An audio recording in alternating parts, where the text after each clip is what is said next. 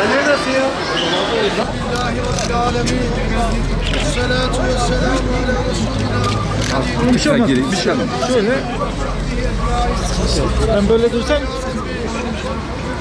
Kitapları okuyup buna göre amel etmeyi cümlemize nasip eyle ya.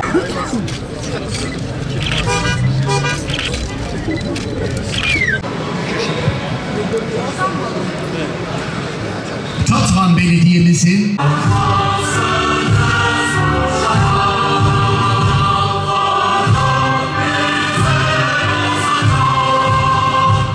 7000 yıllık deniyor. Kadim bir şehir.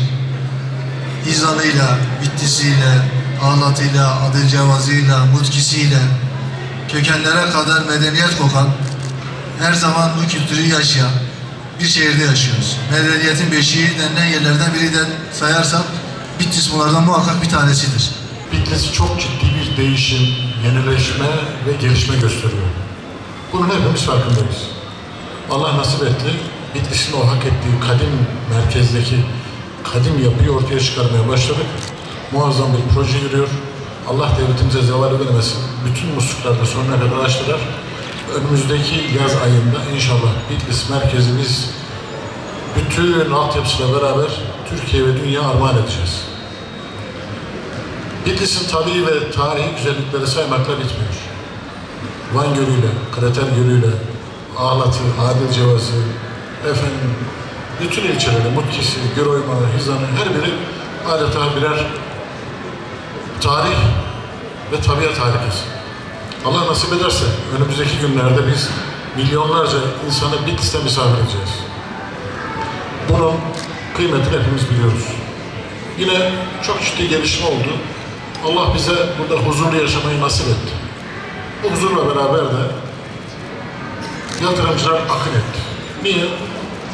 Çok ciddi bir genç nüfusumuz var. Her yerde söylüyorum, duyanlar defalarca dinlemiş olacaklar ama bununla da gurur duyuyoruz. Muazzam bir zenginliğimiz var. Yaş ortalamamız 23. Fabrikalara uğradığında fabrikanın yaş ortalaması 21-22 oluyor. Büyük şehirlerde bu rakam 35-40'lı yaşlara kadar uzanmış vaziyette. Dolayısıyla sağlanan huzurla beraber çok sayıda firma, fabrika sahibi, siz de görüyorsunuz zaten, özellikle Rahva bölgesinde yoğunlaştı.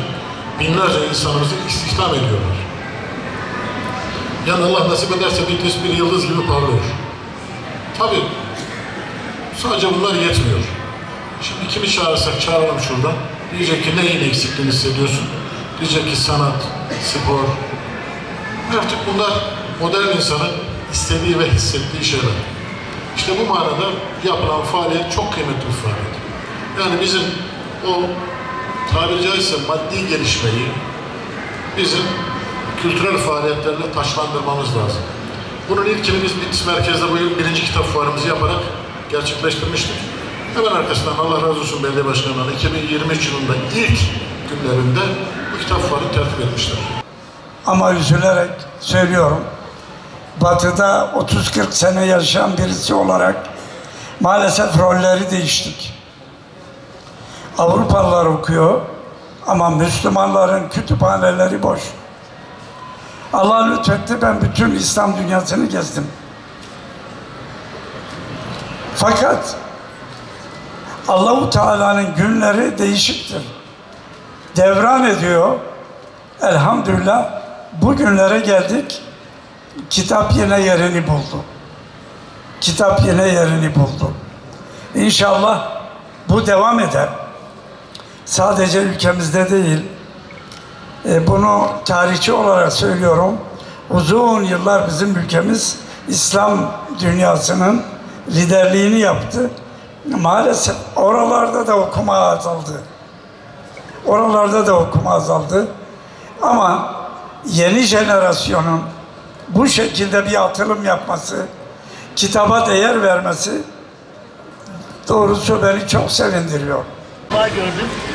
Merkezi olması gerekiyor fuarların, güzel ama bu kadar merkezi ve içeriden geçmesi işinden tebrik ediyorum.